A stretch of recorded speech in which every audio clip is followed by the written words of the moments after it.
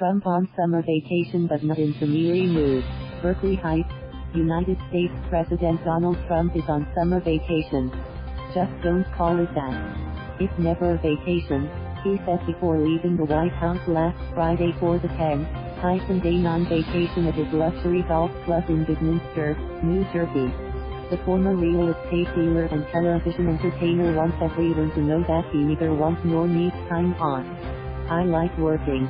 I'd rather be right here," he said in the Oval Office. That claim is part of the motto, deal-making, never-sleeping New Yorker persona that Trump has spent decades building. But there's at least something to it. Since arriving at the Trump National Golf Club, the 45th president has not exactly shown signs of wanting to get away from it all. He started immediately with campaign fundraisers in the Hamptons on Long Island, where he raked in millions. On Tuesday, he returned to Air Force One for a wildly freewheeling speech at a Shell petrochemical factory in Pennsylvania. On Thursday, he flies up to New Hampshire for a re-election rally.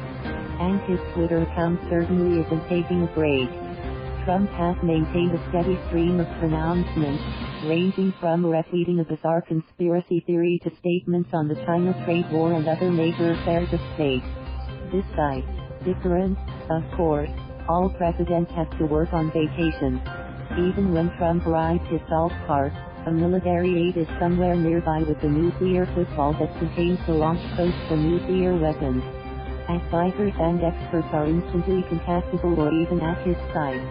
Secret Service bodyguards, supplemented by a small army of other law enforcement, deploy round the clock, along with the Beast limousine, the Marine One chopper and Air Force One jet.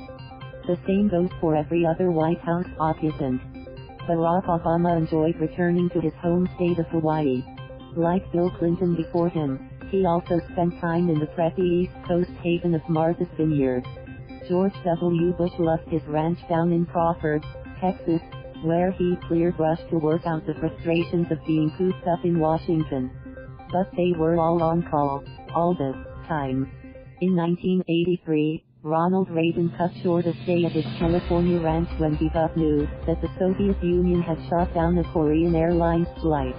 In 2005, George W. Bush blundered by staying at his ranch when the deadly Hurricane Katrina made landfall, before going on to devastate New Orleans.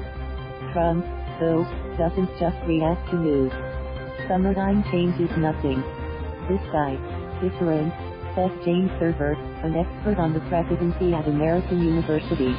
He never stops the politics. He uses these breaks also to have rallies.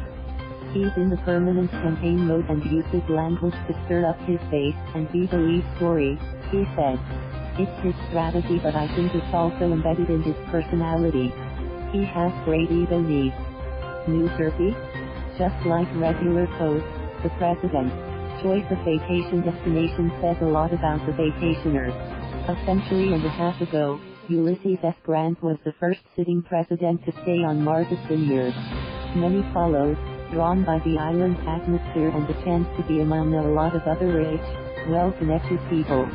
George W. Bush and Reagan liked getting back to their roots in the great expanses of what was once cowboy country.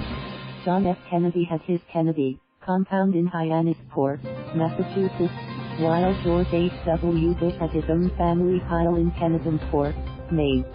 Trump, a scrappier, newer money kind of rich, has never really been part of the cheesy coastal crowd.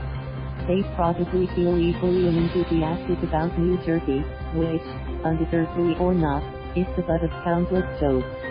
But Trump sees little of the state, staying holed up at his golf club, where joining has been reported to cost something around $000. In winter, he takes time off at another of his golfing resorts, the Mar-a-Lago Club in sunny Florida. Most of the time, the public has no idea what's happening inside the security cordon. With the president in residence, these are the ultimate gated communities.